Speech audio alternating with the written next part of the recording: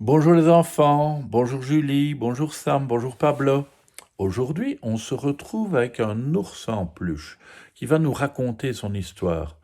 Ce pauvre ours en peluche s'est perdu. Je suis perdu. Je suis un ours en peluche. Je suis né dans un grand atelier de fabrication de jouets. Ma petite enfance, je l'ai passée dans la vitrine d'un magasin. J'ai été dans un berceau très douillet, je m'en souviens très bien. Je me souviens très bien aussi d'un certain jour de printemps. Ce jour-là, on m'a acheté. On m'a donné un nom, Lolo, et on m'a mis dans une poche, car je suis tout petit.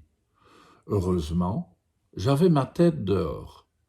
Il faisait assez froid, et c'était agréable de sentir un peu de chaleur à travers le velours de cette poche. Et j'ai dû m'endormir.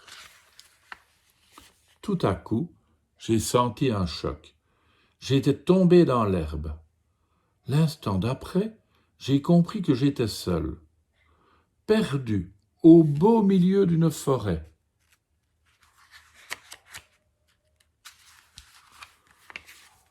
Au-dessus de moi, je voyais des arbres immenses, et là-haut, tout là-haut, le ciel.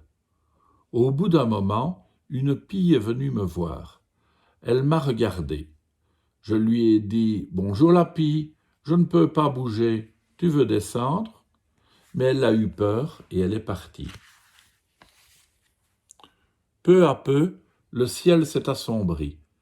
Il y avait quelques étoiles, juste une ou deux au début, peut-être 3 ou 4, pas plus. Et quand la lune s'est levée, figurez-vous, moi aussi. Mes jambes, mes bras, ma tête remuaient comme ceux d'un vrai ours. Il paraît que c'est ainsi pour toutes les peluches. Il faut que l'on soit seul dans la forêt jusqu'au lever de la lune pour devenir vivant, c'est-à-dire pour naître vraiment. Alors j'ai marché. Je me disais que si je marchais très longtemps, je finirais par sortir de la forêt et retrouver le magasin de jouets. J'ai marché toute la nuit.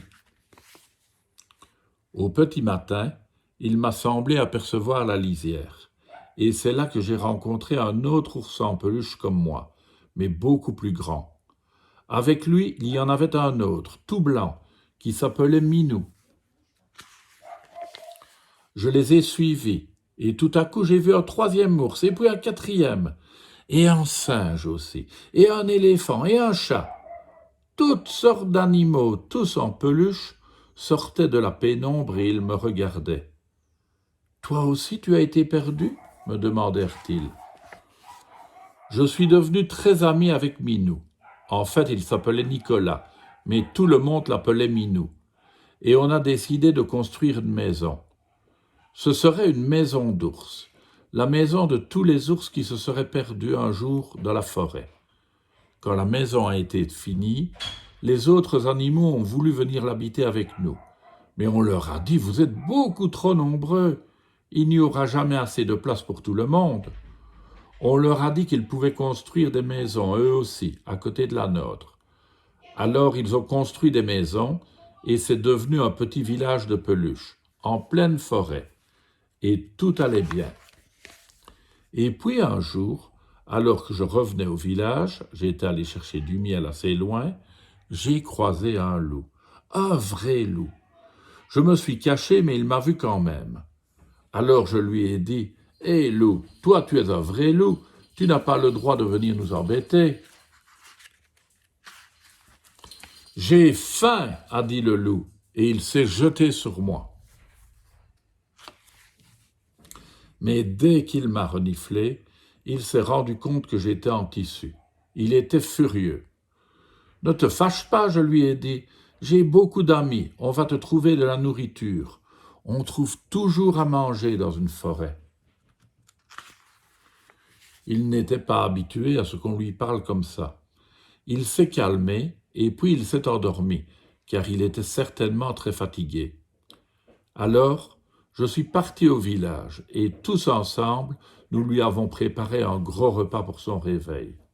Ça lui a fait tellement plaisir qu'il nous a demandé s'il pouvait venir chez nous. Vous savez ce qu'on a fait?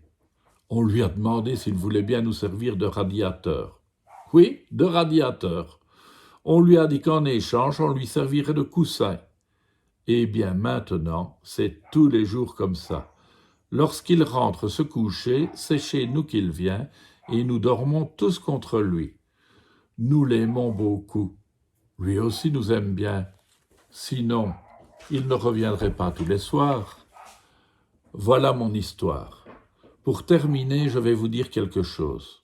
Faites attention, ne perdez jamais votre ours en peluche, mais au cas où un jour vous le perdriez quand même, dites-lui que s'il cherche bien, il peut trouver dans chaque forêt un village de peluche où il sera très bien.